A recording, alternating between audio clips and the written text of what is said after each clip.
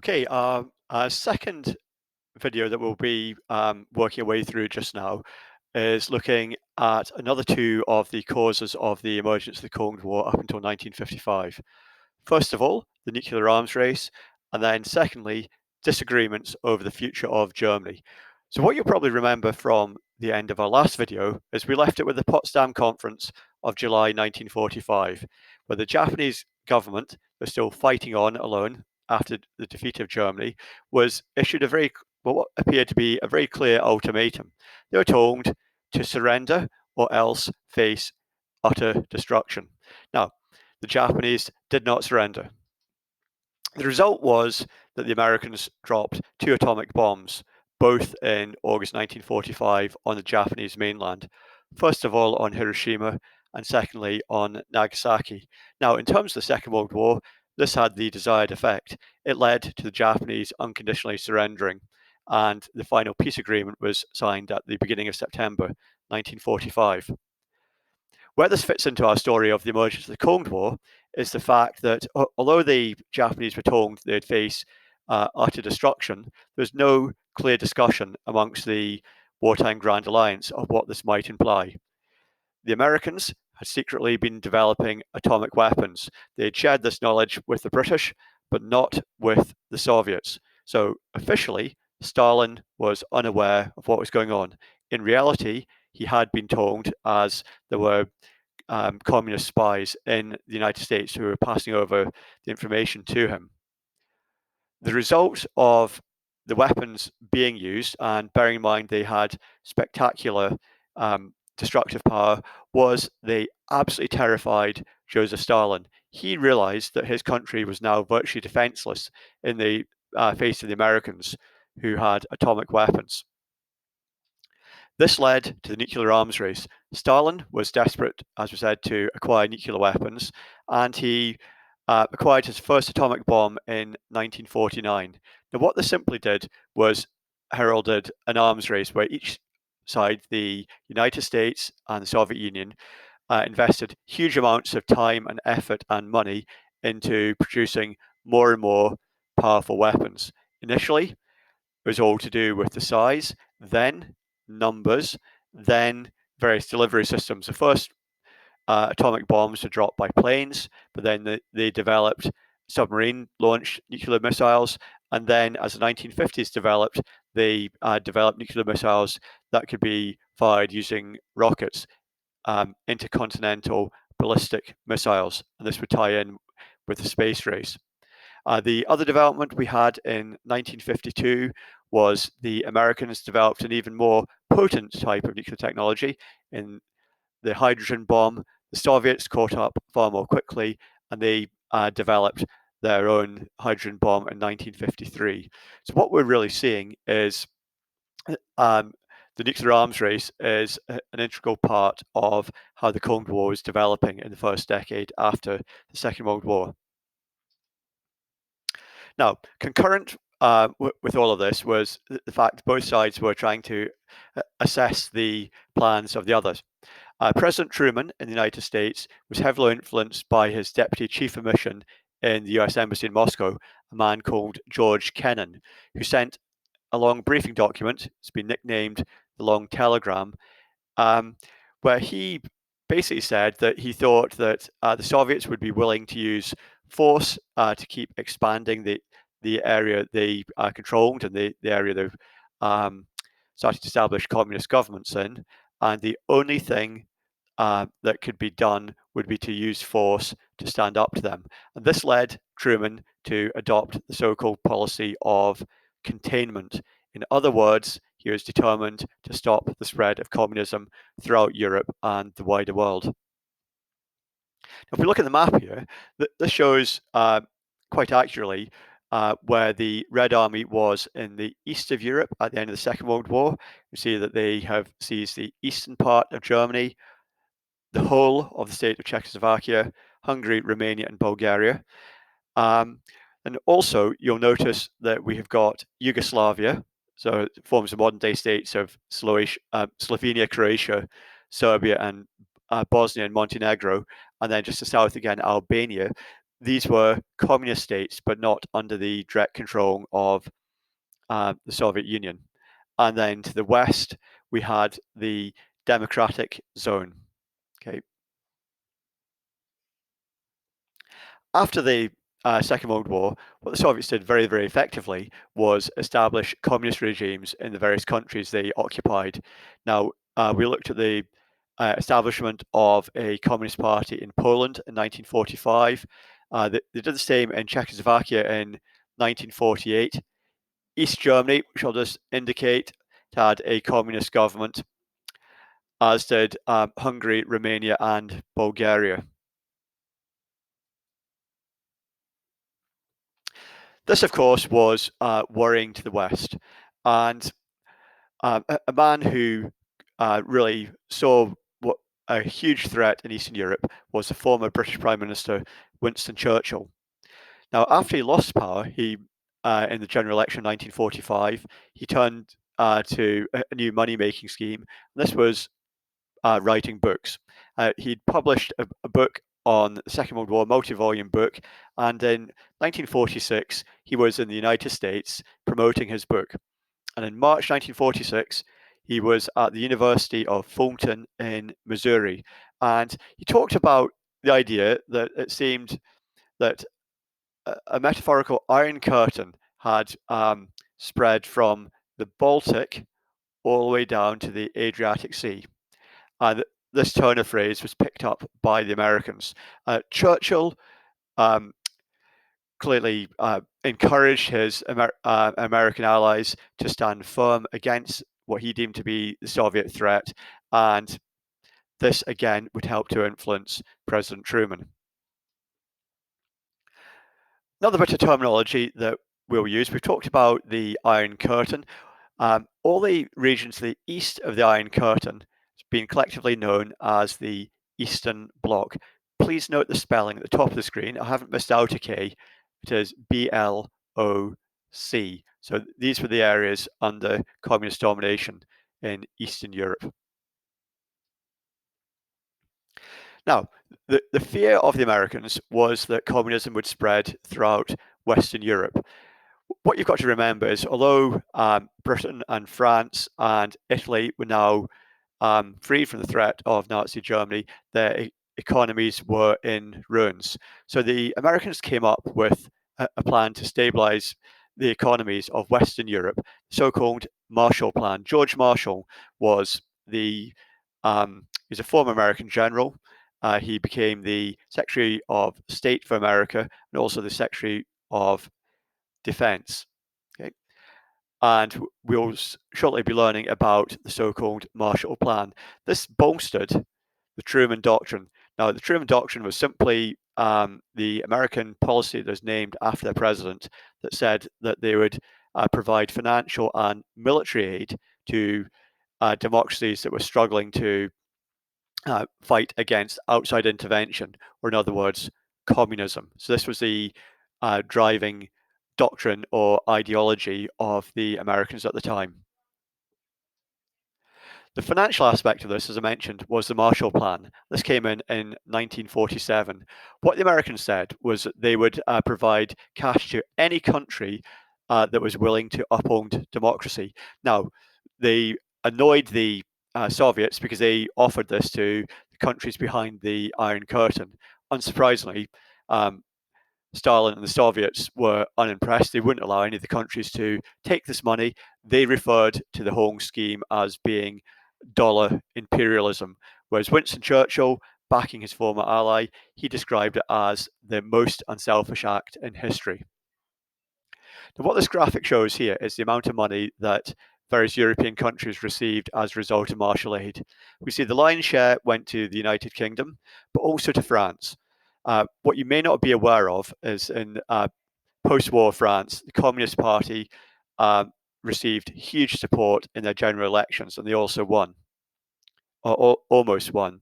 The same was true in Italy.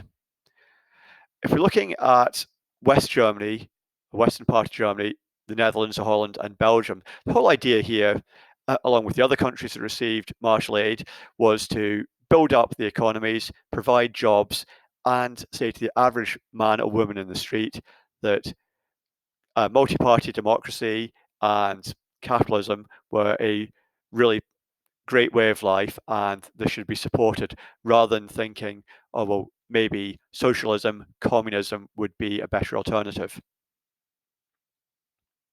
And again, that this graphic sort of draws everything in together from the Truman Doctrine. The idea of so a mix of economic and military power that's designed to stop the so-called virus or contagion of communism spreading across Europe. Now, the Soviets had their own version of things. The equivalent of the Truman Doctrine was something called Common Form that came in 1949. The idea being that the Soviet Union from Moscow would control all the, let's just call them local communist parties throughout the Eastern Bloc. And matching um, Marshall Aid was Comecon. Now, this came in 1949, the Council for Mutual Economic Assistance. The premise being that all the Eastern Bloc would work together and support each other financially. The reality, if we're honest, was the Soviet Union received the lion's share of the money, and also they received a lot of the industrial and agricultural goods produced by their client states within the Eastern Bloc. Again, if we just got this idea that we have the Truman Doctrine, that is matched by um, Common Form, which came in 1947. Note 1947. That first slide was incorrect. And Marshall Aid, the economic assistance that the United States offered to Western Europe, was matched in its own way by the Soviets with Comecon in 1949. Now, I've mentioned the idea that the Soviets were keen to see the spread of communism throughout post-war Europe and the West. And maybe a good example we could look at would be the nation of Greece. Greece had been occupied by the Germans for the Second World War, and the king had fled to Britain for shelter during the war. When he returned after the war, he wasn't exactly given a rapturous welcome by all of his people. And we ended up with the nationalists who supported the king and who were backed by British and American military equipment and financial support, who fought the Republicans. Now, they received military aid in terms of weapons and also financial support from the neighboring communist states of Yugoslavia and Albania. What you do need to notice, though, was Joseph Stalin did not send any direct military or financial aid from the Soviet Union. The civil war only ended in 1949 when the Albanians and Yugoslavs were unable to maintain their military and economic aid, and it led the nationalists to victory. But really, the point we're seeing here is we've now got a proxy war. In other words, we have got the West supporting their allies and the communist East supporting their allies. And this is a first step that we will see mirrored in the future in the Korean War that began in 1950. Now, going back to Germany, okay, and this is our fourth of our four potential causes of the emergence of the Cold War. As we said, the plan that was outlined in Yalta in February 1945 was a temporary, note the word, temporary post-war division of Germany. In the East, the Soviets would establish a zone of control, and in the West, we'd have a British zone, a French-controlled zone, and an American zone. The same would happen in Berlin. Now, the city of Berlin, as you can see, is well inside the eastern or red sector of Germany. And here we go. So again.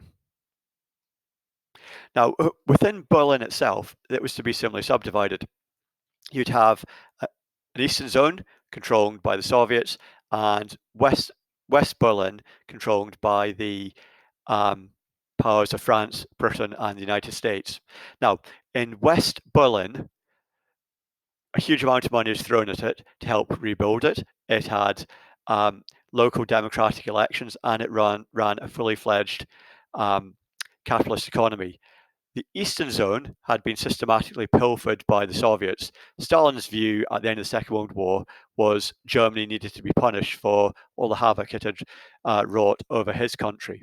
And anything that wasn't destroyed in East Germany was removed and taken back to the Soviet Union for the benefit of the Soviets themselves.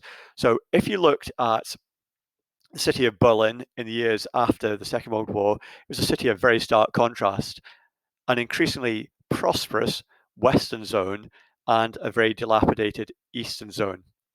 Stalin hated it. He referred to Berlin as being the bone in the throat of the Soviets. In other words, it made him feel physically sick, it made him gag. Okay? And he came up with a plan to remove the so called blot of capitalism and democracy that was well inside the eastern zone of Germany. Now, what he didn't launch an outright military attack on the Western occupied zone of Berlin. He was more cunning. He thought he would put so much pressure on the Western powers in Berlin that they would simply give up. With no announcement whatsoever, in June 1948, all road and rail links were cut off into West Berlin. Previously, it was possible to drive or go by rail from the western part of Germany, the part that's occupied by the British, the French, and the Americans, right into West Berlin. Now, Stalin's thinking behind this was that simply West Berlin would be unable to survive like this. What he didn't count on was the airlift that was mounted by the British and the Americans. Okay, over a period of 10 months, hundreds of flights a day were flown into a number of airfields in West Berlin, bringing supplies, bringing in um, medical equipment, etc. West Berlin could survive. The result was in May 1949 that Stalin gave up on this. Now, this didn't mean he'd forgotten about Berlin. He felt angered, he felt humiliated. So again, we can see how differing plans for the future of Germany had caused Stalin and Truman to fall out.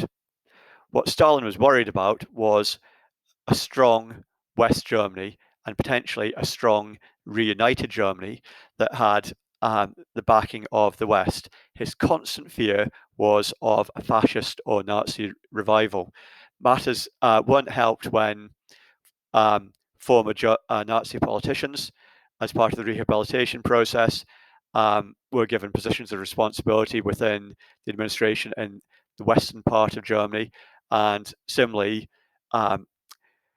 military figures, senior generals from Hitler's army, found new jobs in the growing German army of the West. One of the key things that came about as a result of the Berlin blockade was the West's realization that conflict with the Soviet Union might come about. And they decided that they needed to be prepared to have a coordinated response. The result was NATO being formed in 1949, the North Atlantic Treaty Organization. Um, the mastermind behind this in terms of countries was the United States.